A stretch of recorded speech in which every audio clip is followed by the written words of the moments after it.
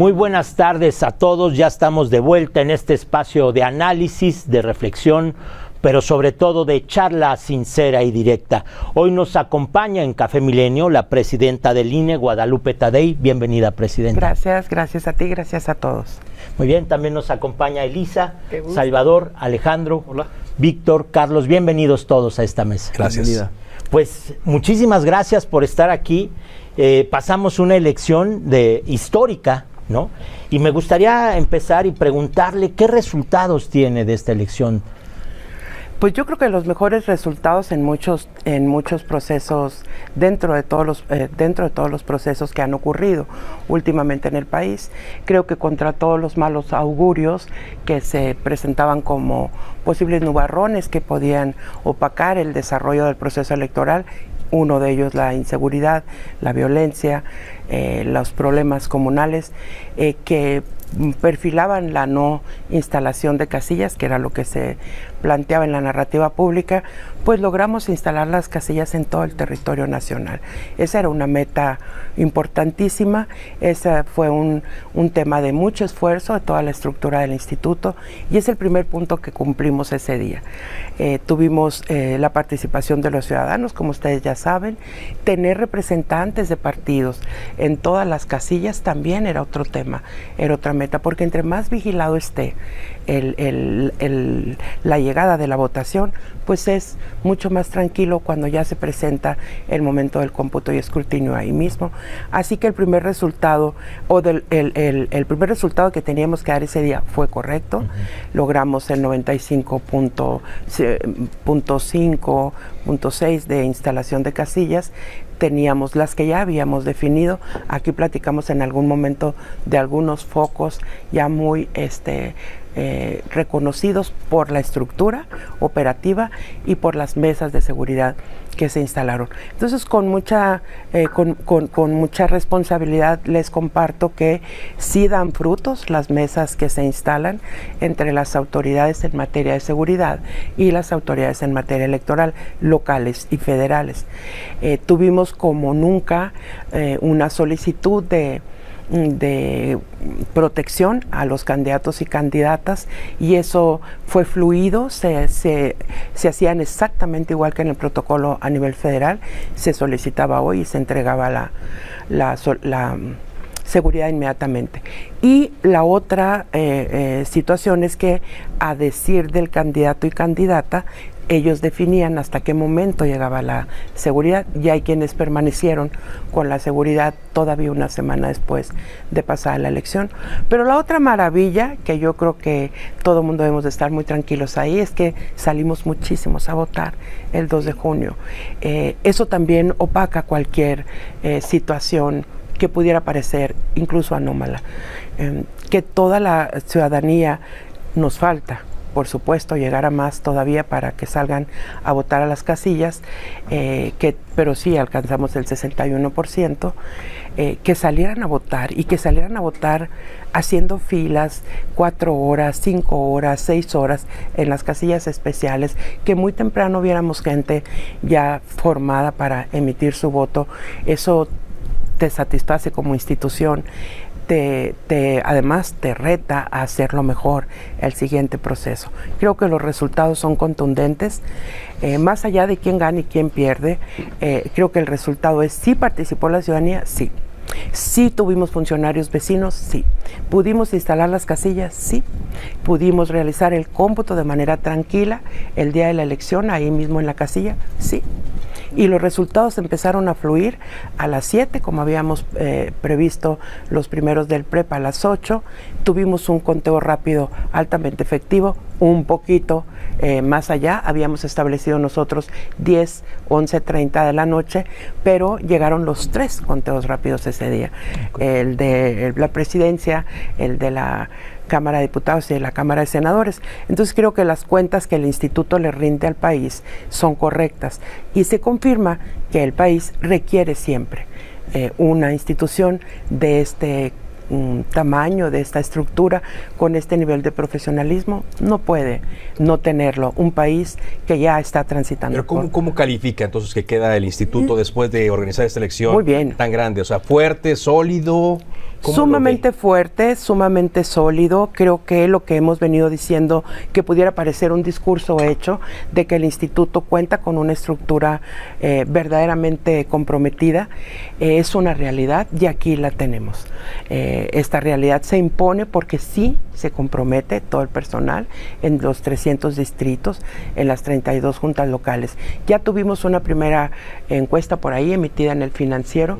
Nosotros no la mandamos a hacer, no la hizo el INE, la hace El Financiero, y crecimos en confianza y crecimos en aceptación de parte de la ciudadanía. Pero la confianza más grande y la aceptación más grande, y eso lo voy a sostener siempre, es cuando el ciudadano sale a votar. Otra vez deposita su confianza en el INE de que sí se van a contar, por supuesto, los votos. Hay irregularidades que se presentaron, percances que se presentaron en diferentes estados, sí. Un operativo de esta magnitud no sale todo como quisiéramos que saliera, perfecto y a niveles de excelencia, pero fueron atendidos en el transcurso de la misma jornada. Debo decir que teníamos una comunicación con todo el país desde las 6 de la mañana, con todos los que estaban impulsando la colocación de la instalación de las casillas, y fuimos viendo cómo prosperaba. Creo que el instituto sale muy fortalecido. Habrá, por supuesto, que hacer los análisis correspondientes en el camino, que fue lo que sucedió durante toda la etapa preparatoria, en la jornada y después en los cómputos. Estamos a punto de concluir con el tema de la fiscalización para después hacer la asignación de representación plurinominal el 23 de agosto como fecha límite, y luego ya el tribunal decidirá máximo la primera semana de septiembre la validez de la elección presidencial. ¿Qué pasó ahí con el conteo rápido? Usted lo mencionaba ahorita, porque la noche del domingo estaban al aire Elisa, Alex, Carlos, nos estábamos en cabina y se pospuso y los 2 veces. En el Zócalo. Sí, exacto. Entonces iba creciendo el nerviosismo, obviamente, en tanto se iba posponiendo el anuncio. ¿Qué pasó ahí? ¿Se les juntaron demasiados datos o por qué nos fuimos hasta las 11? ¿Qué pasa? Nos fuimos hasta las 11:50 más o menos. Lo que nosotros teníamos calculado, porque la historia así lo marca, son de las 10 a las 11:30 de la noche, que sale la tendencia. Sin embargo, pusimos un énfasis superior en el operativo de regreso de las muestras. Debo de decir más o menos, a grosso modo, cómo funciona. Primero, todo el respeto al comité técnico asesor del conteo rápido, porque es una verdadera ciencia la que hacen, con unos niveles de exactitud y pulcritud en su trabajo, que verdaderamente hay que estar satisfechos en México de contar con esos profesionistas aquí en la materia de estadística, geografía, actuaría, este tipo de disciplinas. Ellos trabajan en un espacio donde entran y ya nadie entra ni sale de ahí. Eso garantiza a todo mundo la confianza de que nadie interfiere en los trabajos que desarrollan. Primer punto. No salen hasta que tienen el resultado. Por tanto, la presidencia tiene que estar en espera y hasta que te avisan, en 15 minutos le entregamos. ¿Cuál es el protocolo que se sigue? Ellos salen, entregan el sobre a la presidencia del instituto, en donde vienen los resultados establecidos, y va acompañado de un notario, va acompañado de la propia oficialía de partes del instituto, el personal de la Dirección Ejecutiva de Organización y la propia Secretaría del instituto. Todos ellos están dando fe de que yo recibí el sobre, lo abro en su presencia, y ese papel que a mí me entregan, por eso me vieron con un papel en la mano, no puede ser manipulado por nadie más. De tal manera que el notario siempre estuvo enseguida de mí, y todo el equipo que da fe para que en la transmisión que se hiciera, que fue en vivo, no alterara absolutamente ninguno de los datos que venían asentados. Abro el sobre y encuentro que no solo está la de la Presidencia de la República, también viene la de la Cámara de Diputados y la Cámara de Senadores. Si solamente hubiese estado la de Presidencia, inmediatamente sales porque tenías previsto salir con eso. Entonces tuvimos que adecuar la comunicación para que estuvieran las 3 cifras establecidas, las 3 tendencias. Y eso nos retrasó 15, 20 minutos, pero una eternidad estando ahí y una responsabilidad enorme. Sí, pero porque genera confusión, ¿no? Además genera incluso hasta suspicacias innecesarias. Y por eso fui acreedora a memes y a peluches Guadalupe Tardey, ¿no? Y eso es pues parte del ingenio de ese momento también y de que todo mundo estábamos esperando.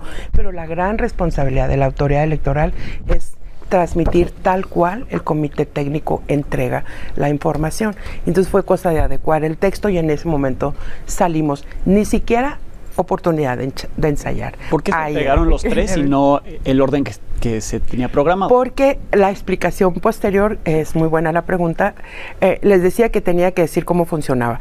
El comité técnico selecciona una muestra que la hicimos pública también ante fe notarial y se establece cuál es la cantidad de casillas que van a ser parte de esta muestra para el ejercicio.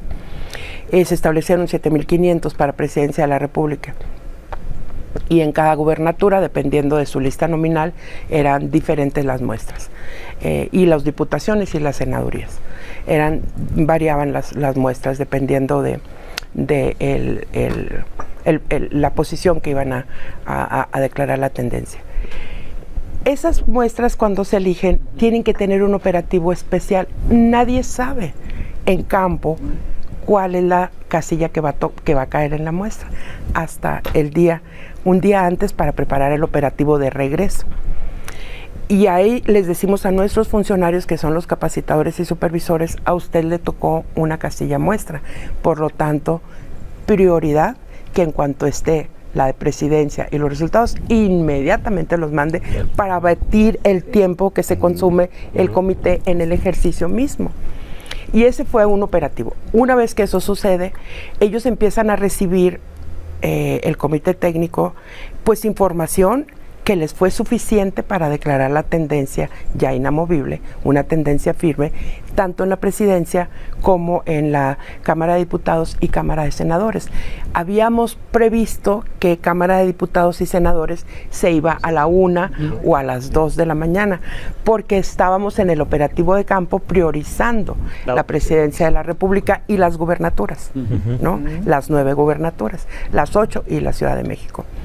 Entonces, en paralelo, pero la división del trabajo al interior del comité técnico les permitió ir caminando de manera paralela en gubernaturas, en Cámara de Diputados y Senadoras y en presidencias.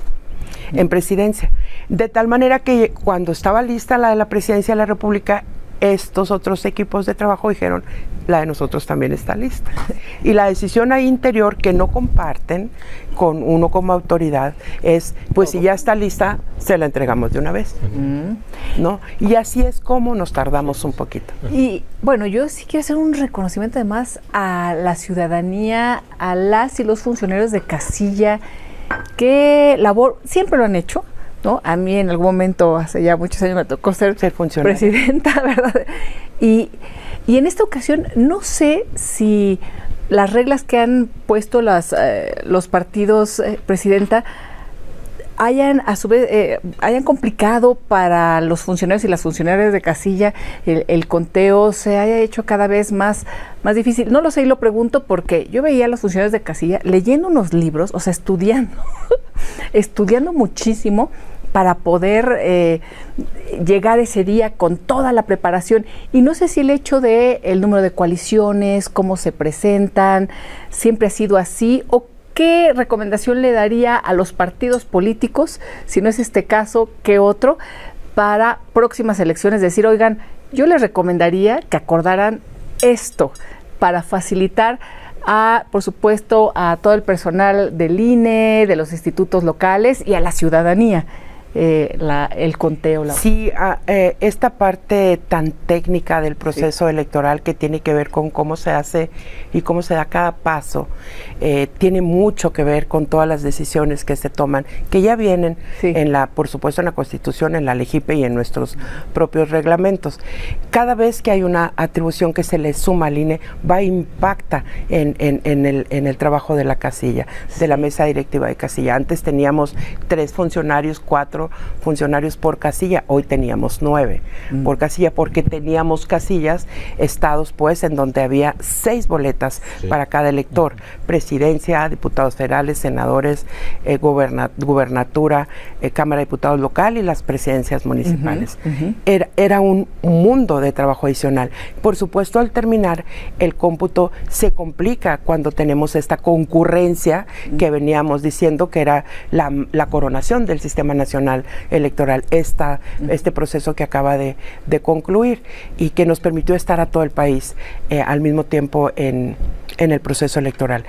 Y luego entonces las diferentes maneras de emitir el voto que en cada estado se dan, con las particularidades de las coaliciones, candidaturas comunes, coaliciones totales, parciales, mínimas, candidaturas comunes en estos 5 municipios, pero en estos vamos solos, en estos distritos, pero en estos no, en esta estoy en coalición con este partido y ya no me permite estar en otra coalición, pero hay una manera en que sí, y entonces te coaligas por otro modo o te vas en candidatura común.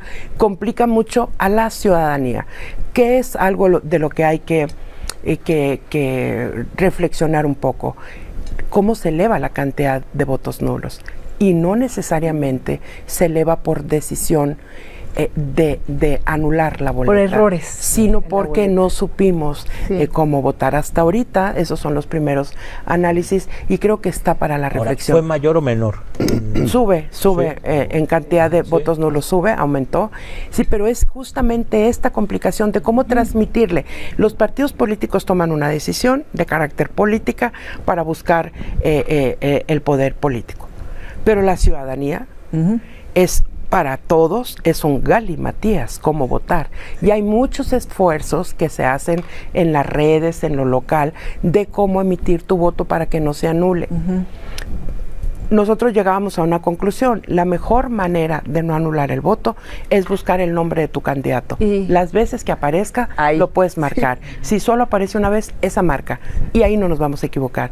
Porque si lo haces, si lo ves en este partido, en el partido 1, en el partido 2, en el partido 3, entonces si lo tachas 3 veces, todos esos ejercicios, yo entiendo que de muy buena voluntad, que lo hacen para apoyar a la ciudadanía, a veces no cumplen el objetivo de decirnos pedagógicamente cómo emitir nuestro voto, y eso incrementa. Una sana recomendación a los partidos es pensar cómo la ciudadanía vota y cómo estamos presentando una oferta política ante el electorado y no logramos hacer el clic en cómo vota y lo que yo te ofrezco. Consejera, ¿no? Y en ese sentido, ¿qué otro tipo de cosas se podrían mejorar? Pienso, por ejemplo, en las casillas especiales. En cada elección, aunque se aumentan las boletas en algunos casos, sigue siendo un problema elección tras elección. O el voto de los mexicanos en el exterior, que al menos las organizaciones calculan que unos 100,000 mexicanos en Estados Unidos se quedaron sin votar. ¿Qué asuntos podrían mejorarse? Seguramente esos dos que marcas son muy importantes. Nosotros en la Ciudad de México instalamos el total de casillas especiales con urna electrónica para abatir el tiempo que se tardaba el ciudadano en tránsito en emitir su voto, porque pasábamos por un proceso bastante abigarrado en donde me identifico, me buscan en un libro, en una base de datos, a ver si no estoy registrado como extraviado, usurpación, lo que tenemos que vamos a encontrar en el camino, y este libro es de todo el tiempo. Ahí no se puede permitir votar a esas personas. Y luego te dicen por quién tienes que votar. Y muchas veces el ciudadano no quedaba conforme con cuántas boletas le otorgaban en la casilla especial. Si estás en tránsito dentro de tu estado puedes votar por gobernador, pero si estás en un distrito ajeno al tuyo, en un municipio, ese tipo de considerandos técnicos que se tienen que cumplir para que sea válida la votación, no es fácil transmitirlo a veces. Con este ejercicio de la urna electrónica vamos a hacer el análisis, estamos ya en esos momentos de cómo nos fue, porque ahí llegabas, te identificabas y automáticamente la pantalla te decía, tú tienes derecho a votar por presidencia, y automáticamente hacía todo este reconocimiento. Ya no es manual, ¿no? Ya no es manual. Y luego ya te pasabas a la pantalla de la votación y ahí teníamos un auxiliar. Había que ver cómo se abatió. Sin embargo, los 1,500 no dejan de ser suficientes. No dejan de ser insuficientes, exacto, perdón. exacto. ¿Sí? Entonces habría que preguntarnos el tránsito de los electores, en qué consiste. Porque se reportan el día de la jornada o un día antes filas en las casillas especiales y entre las fuerzas políticas se acusan unas a las otras de estar implementando estos operativos para llevar a su gente que está en tránsito a votar. El otro gran tema es, hay que reflexionar sobre las casillas especiales, si son el número suficiente, si son las boletas suficientes y si tenemos una reforma electoral en puerta. Yo creo que son de los temas operativos y técnicos que sí tienen que ponerse sobre la mesa y que aliviarían este tipo de problemas. Siempre las casillas especiales son un foco de noticias, es el día de la jornada. Nos vamos al tema de los votos de los mexicanos en el extranjero. Sí, hablamos nosotros de manera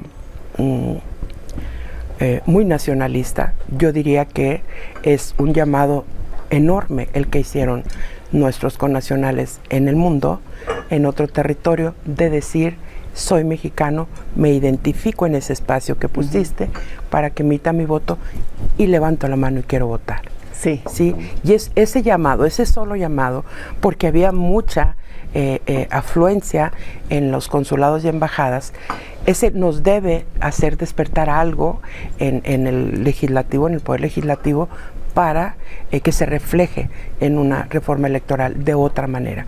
¿Qué nos han dicho los migrantes? Que por qué ellos son mexicanos de segunda o de tercera y tienen que pasar trámites diferenciados a los que nosotros pasamos en el territorio nacional. Es decir, tú recibes tu credencial y automáticamente estás en la lista nominal.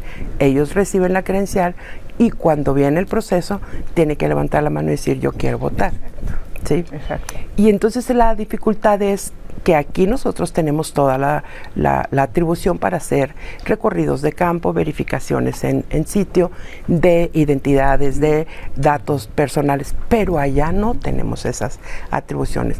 Y todo este estilo de votación que tenemos ahorita, nuestro modelo de votación, lo llevamos a lo electrónico y eso hace que se complique el tema de la votación en el extranjero. Creo que es un pendiente enorme que no podemos dejar de ver ni de cumplir, ni de proponer que se haga algo al respecto, porque sí es muchos levantaron la mano, es un llamado a México y al INE en particular para que voltee a ver este tema, este proyecto de otra manera. ¿La urna electrónica seguirá siendo solamente para este tipo de votación especial, es decir, para los mexicanos que están en el extranjero o las casillas especiales, o sí hay un plan para implementarlo en todas las casillas? Recuerdo lo que ocurrió en Brasil, son urnas electrónicas y esa misma noche hay un resultado, más allá de que aquí tenemos un conteo rápido y un PREP, pero ya hay un resultado en Brasil por el uso de esa urna electrónica, que aquí todavía hay mucha desconfianza. Pero ¿cómo van los planes para su implementación? Gracias. Justamente el tema de la desconfianza o confianza es el que va a acompañar ese proceso de modernización del voto. Puedes transitar antes por mesas de votación, centros de votación, una convivencia paralela de lo electrónico con lo físico, porque hay algo que no puedes romper y ese algo es como el ciudadano que va con su credencial, recibe su papeleta para votar, eso le genera confianza y sabe que él la depositó en la urna y que físicamente existe. Entonces esta confianza a lo no conocido, que es este sistema electrónico de votación que pudiera existir, hace muy lento el camino hacia allá. Empezamos por las casillas especiales y quisiéramos llegar a tener todo el territorio, las 900 más menos casillas, 895 que se instalan en el territorio nacional, todas cubiertas con urna electrónica. Hay que validar si es el sistema correcto, hay que validar si abateó los tiempos, si el resultado del cómputo, porque ahí se hace automáticamente el cómputo de la casilla, pero luego tienes la otra condición, cómo lo llevas al cómputo general, en qué momento haces el clic con el otro sistema, y todo eso se tiene que ir desarrollando, y esto tiene que estar acompañado siempre de los partidos políticos. En alguna ocasión me hicieron esta pregunta en el Congreso, en una bancada, y yo les decía, cuando todos los partidos se pongan de acuerdo y tengan confianza en que los procesos se hacen técnica y operativamente correctos, seguramente le vamos a bajar a un sinfín de costos en todo esto, ¿no? Porque eso abarataría, claro, en teoría, el costo. Pero el costo más alto que tenemos es la confianza. Sí. Sí. Sí. Esa es la que no podemos perder. Sí. Oiga, consejera, perdón. Adelante, Oscar, por favor. Es que le quería preguntar, ¿cuál va a ser el criterio? Comentaba que falta el tema de las plurinominales y hay partidos y coaliciones que dicen es que va a haber una sobrerepresentación porque la Constitución marca un máximo para partidos, pero no para coaliciones.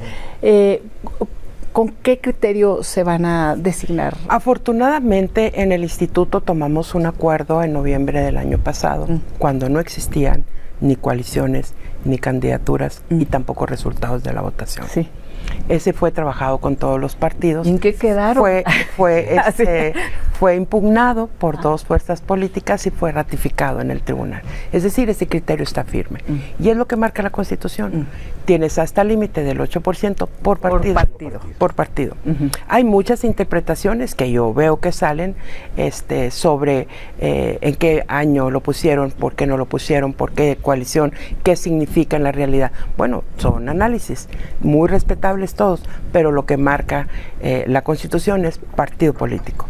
Si algo se quiere modificar, hay que ser muy contundentes en la siguiente legislatura, que asuma este compromiso y que establezca, si se coaligan, serán tomados como partido. Si se coaligan, no serán tomados como partido, porque también tenemos el otro criterio establecido en el instituto, que es el de la afiliación efectiva. Ya cuando estamos en la asignación de representación proporcional, entonces verificamos que efectivamente sean afiliados a este partido. Si no, si anda en el partido de allá y ganó acá, se lo contamos al otro, claro, porque es la afiliación. Pero ese es un criterio que no está en la ley, pero está firme porque ya fue aplicado. ¿Puede haber personas que estén afiliadas a dos partidos? No, no existe eso. No, o sea, no, Fernández Noroña, que va a ser senador plurinominal por Morena, tiene una afiliación con el PT, ¿no? Eso tendría. Se verifica, sí, se verifica absolutamente y se manda al lugar que le corresponde. Y a partir de ahí le restas o le sumas a los partidos. Exacto. Y luego ya inicia la asignación. Y en la asignación... decir, no pueden decir, yo como iba coaligado con todo, yo me acomodo con cualquiera de mis tres partidos, por ejemplo. No, tiene que ser al partido al que es afiliado. Y eso es en la legislación federal. Las locales tienen otros criterios, ¿no? En cada estado. Aquí lo que hay que tener muy claro es que el INE ni quita ni pone plurinominales, ni en el Senado ni en la Cámara de Diputados. No es atribución del Instituto Nacional Electoral darle o quitarle, es asignar de acuerdo a la fórmula que viene en la Constitución y en la LEGIPE. Sí. Y es un criterio que está firme. Ahí está. Consejera, después de esta elección queda un INE sólido, queda un INE confiable, sin duda. Y le quiero preguntar, ¿estas reformas presidenciales, estas propuestas, debilitan o fortalecen al INE? ¿Usted cómo ve? Hasta este momento no tengo yo una comunicación oficial de que se vaya a hacer alguna reforma en este instante sobre el Instituto Nacional Electoral. Sí tengo clara que está ahorita en el orden del día de todos los actores y ciudadanos y ciudadanas en México el tema de la reforma en el Poder Judicial. Yo supongo que el año que entra estaremos generando mesas de trabajo, buscaremos esa opción porque hay que hacerlo. Esa es la experiencia que debe de ponerse sobre la mesa de los legisladores, y yo creo que sale un INE verdaderamente fortalecido. Eso hay que tenerlo muy claro. Un país que tiene un proceso de este nivel de complejidad, operativamente hablando, el tamaño del ejercicio de votación que tuvimos, no puede desdeñar contar con una institución del tamaño del Instituto Nacional Electoral y los resultados que entrega. Ahí están a la vista. Ahora, a juzgar, a juzgar por lo que usted señala, pues se puede mejorar cosas, es perfectible lo que está siempre ahorita. Sin embargo, pareciera que esta reforma, por lo que ha trascendido, por la intención anterior, es amarrarle las manos al árbitro, el limitarlo un poco más, porque pues hay que decirlo, al presidente López Obrador no le gustó incluso señalamientos que se le hicieron, medidas cautelares que se le aplicaron, etcétera. Entonces va contra los árbitros, tanto el INE como el tribunal. ¿Qué piensa usted que debe hacerse para que efectivamente no salga debilitado el árbitro y no le amarren de las manos? Sí, yo creo que lo que debe de hacerse institucionalmente hablando es buscar el lugar en la mesa de análisis para la posible reforma electoral, participar y poner sobre la mesa las debilidades legislativas que propician debilidades técnicas. Si reglamentamos sobre el voto en el extranjero, le corresponde, y hay que decirlo. ¿Quién se lo va a decir a quienes estén en la reforma? Es el instituto. Si es en temas de medidas cautelares, porque dicen, ¿por qué si sacaste tantas tarjetas amarillas no sacaste una tarjeta roja? A todos les comparto.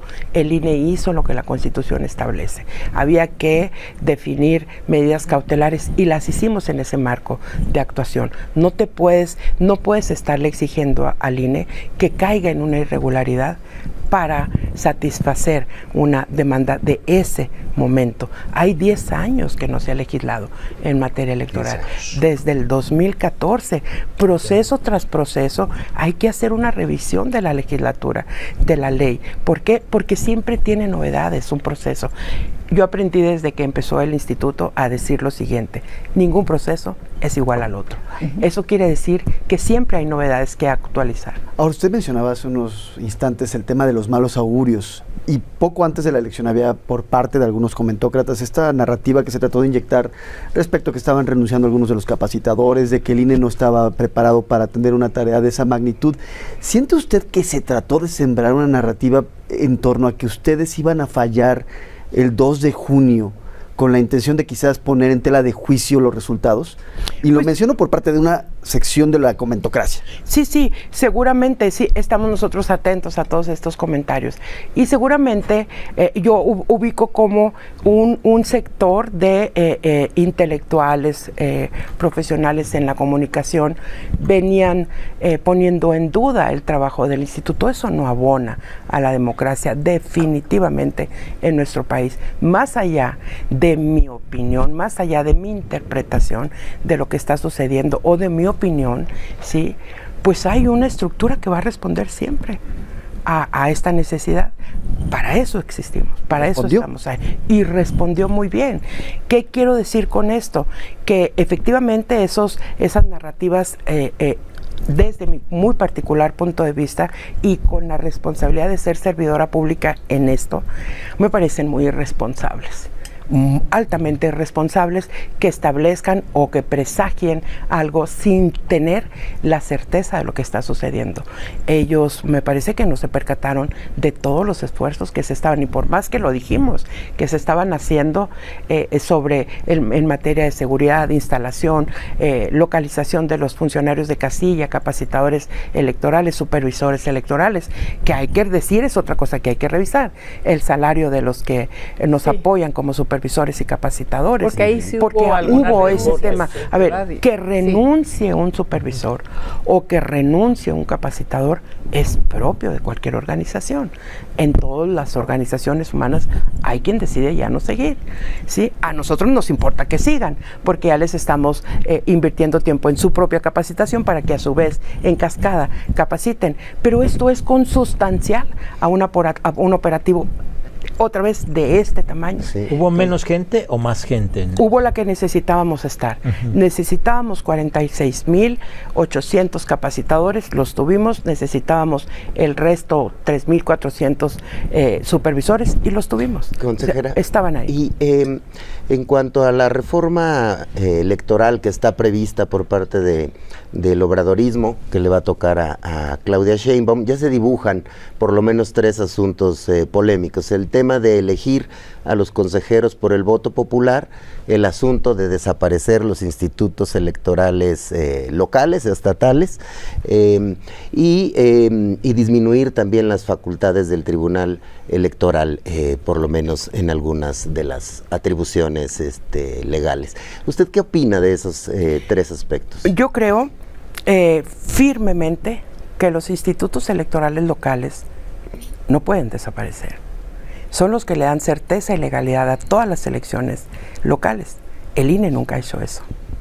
Y si eso pensamos que abarata el costo de la democracia en nuestro país, creo que es un pensamiento que no va por el camino y la ruta correcta, porque encarecería altamente el trabajo del Instituto Nacional Electoral.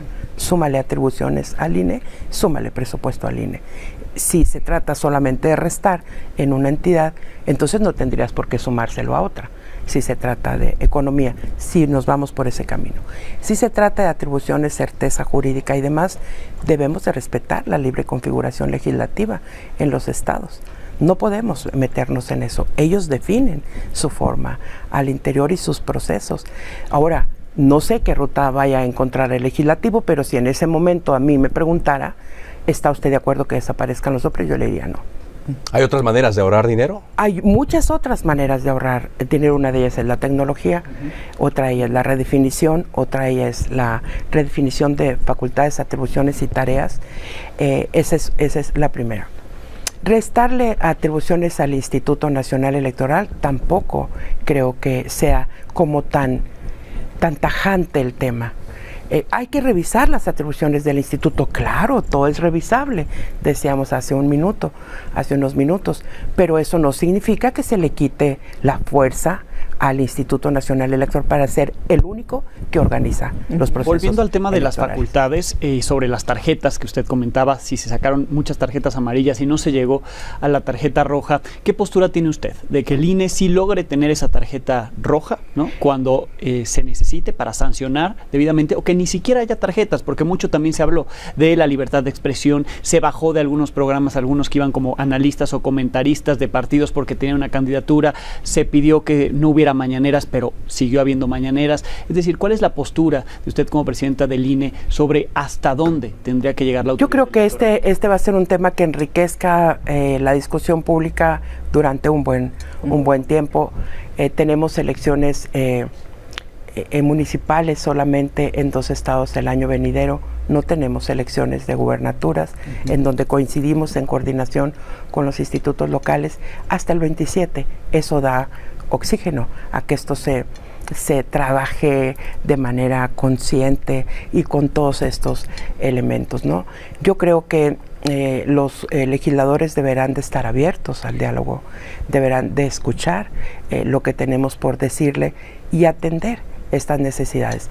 No puede ser tajante la reforma, porque no te llevaría a buen puerto.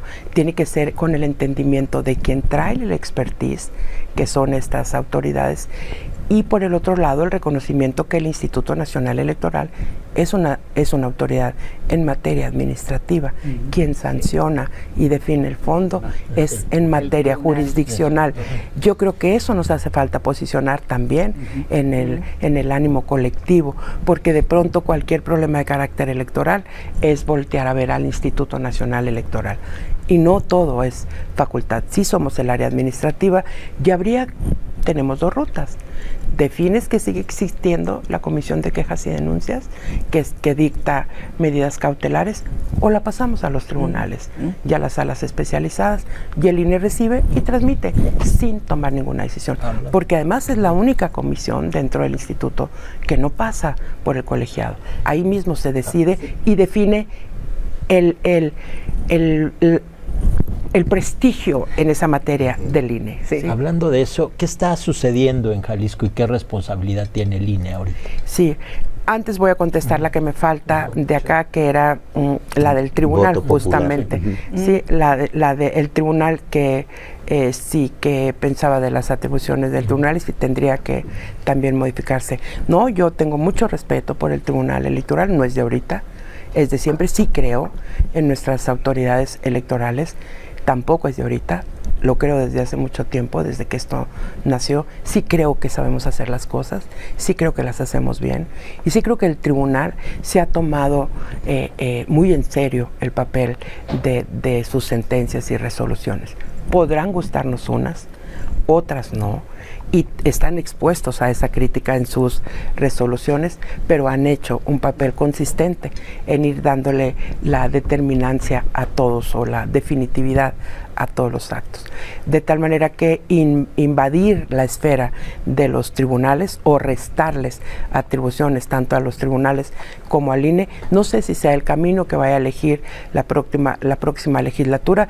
Hay cosas que hay que revisar, por supuesto, pero hay que revisarlas desde dentro de la Cámara de Diputados, porque al haber espacios no legislados, entonces viene la interpretación, ¿no? Sí. Y como entonces colmas en el tribunal eso que no se hizo, y ese era algo que dolía en las anteriores intentos de reforma electoral, que decían es que no se debe meter ni el INE ni el tribunal. Sí, no se debe de meter en teoría, pero a una falta fuerte de una legislación básica, pues entra la interpretación en la materia. Y yo creo que eso sí lo tienen que revisar los legisladores. Por eso digo que es sumamente necesario que tanto las autoridades jurisdiccionales como las administrativas formemos parte de estas experiencias y estas cosas que vas en el camino encontrando, que tienes que transmitir, que les tienes que decir a los legisladores: si no hacemos esto, nos va a volver a ocurrir esto.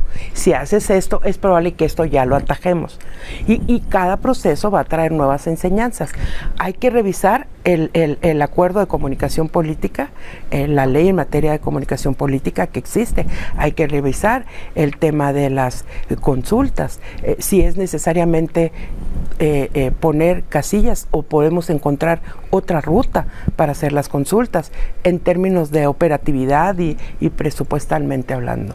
Hay que revisar entonces si dejamos que el instituto siga emitiendo esto o lo pasamos directamente. Pero desde adentro de la Cámara de Diputados habrá que revisar con mucha frialdad qué nos faltó hacer como Cámara de Diputados, sí, y asumir esa parte y entonces salir con una propuesta.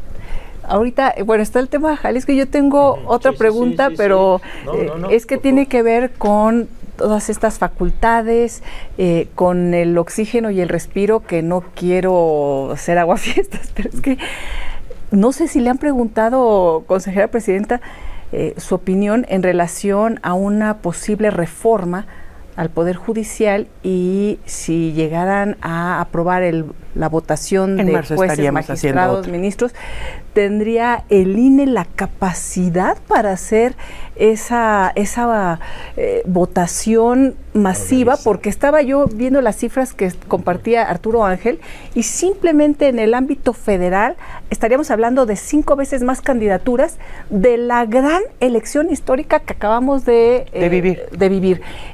Y además creo que no estaba contemplado el presupuesto, no sé cómo venga, en las ideas y en las iniciativas que están apenas, que es un primer saque y que van a discutir y que se va a abrir todas las mesas de diálogo. Me imagino que ahí el también INE tiene mucho que decir.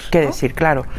Yo esperaré con la prudencia institucional que se requiere que se instalen estas mesas de trabajo para la reforma judicial, porque por supuesto que operativamente el instituto tiene que aportar tiempos, volúmenes, presupuesto, requerimientos, material, certeza jurídica en todo lo que se va a hacer. Esa es la parte de la expertise que ya tiene nuestro instituto. Esté quien esté a la cabeza, ya existe. Eso hay que rescatarlo, ¿no? En el caso y si le asignan la responsabilidad al Instituto Nacional Electoral de llevar a cabo ese proceso de selección de magistraturas, jueces y demás, ministros, jueces, pues lo tendremos que hacer y hacer rápidamente toda la planeación hablaban cerca de operativa. 44,000 candidaturas, algo así. Sí, es una cosa muy grande.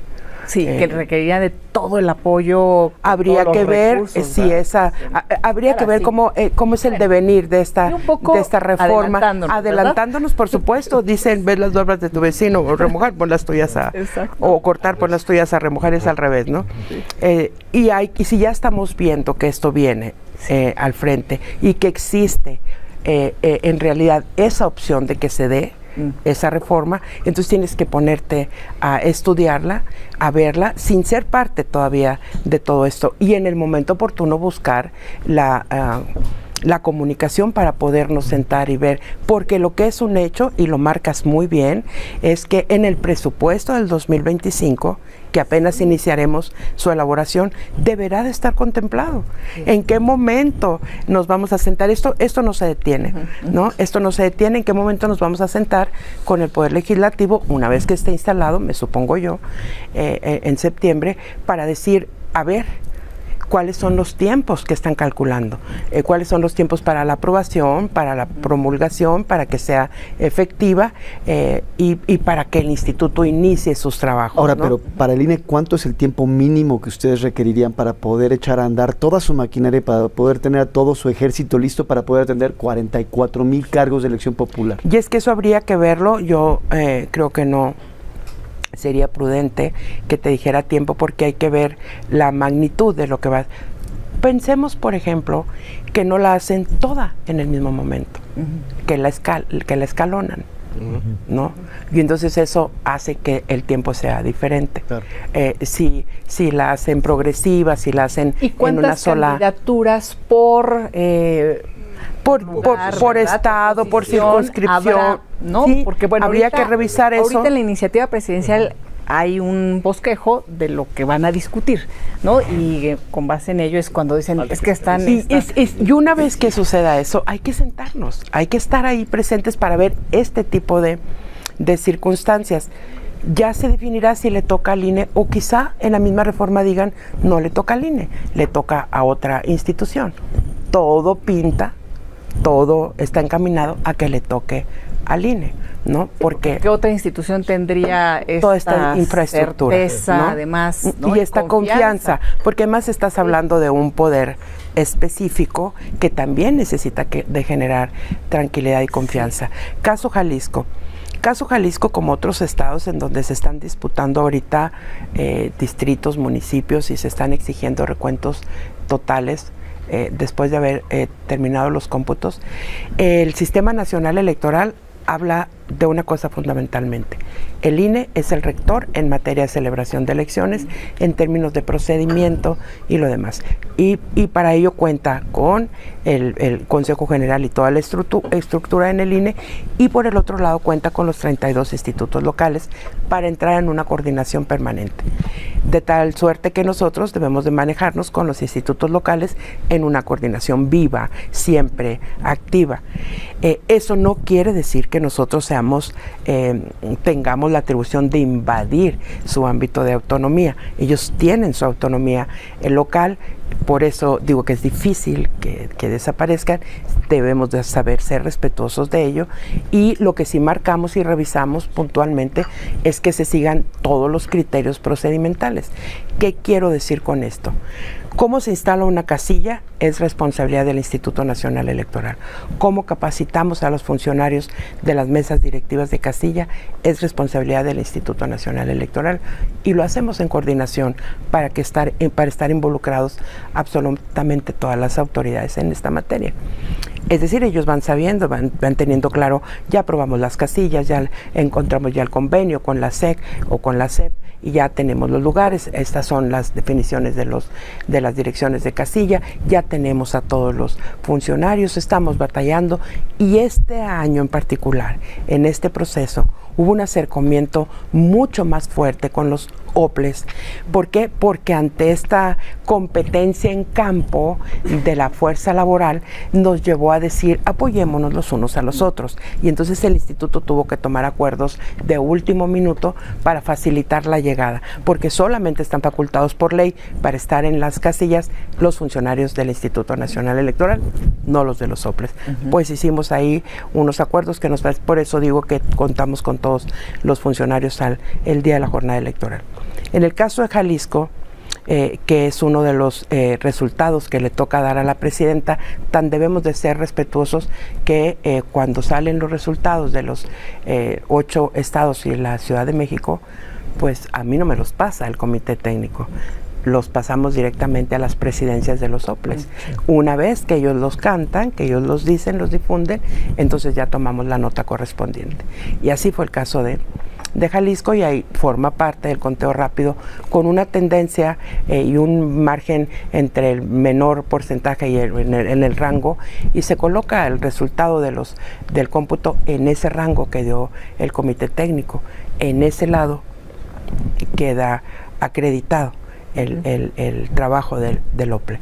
Por el otro lado, en el desarrollo del cómputo hubo, a decir de las fuerzas políticas involucradas ahí, cosas que les hacen dudar de que se estuvieran llevando a cabo correctamente los procedimientos. Hay uno en específico que es el canje de paquetes que no quedan en la cancha correcta, ¿sí? Y que está regulado, que tienen que lo tenemos en la ley, sí, pero al momento de irse en una bolsa negra sin etiqueta por fuera, genera este tipo de inconvenientes y de dudas y manifestaciones, y a lo cual también tienen derecho los representantes, y también tienen derecho todos los partidos políticos. A eso siempre vamos a estar expuestos. Les paso el dato: 1,412 impugnaciones en total tuvimos en toda la elección. Eso no quiere decir que la elección haya estado mal, no, eso quiere decir que funciona la cadena impugnativa, y que eso hace sentir a las fuerzas políticas tranquilas, porque la usan en el momento en que usan sus derechos para impugnar, y eso termina dándole la certeza jurídica al proceso. Y esos son los temas que pasan en Jalisco ahorita. Y luego inicia el trabajo del cómputo en la entidad, y creo que los resultados, hasta lo que nosotros estamos pidiendo un informe al Instituto de Jalisco para tener la claridad y saber, conciencia cierta, qué es lo que tenemos que comunicar.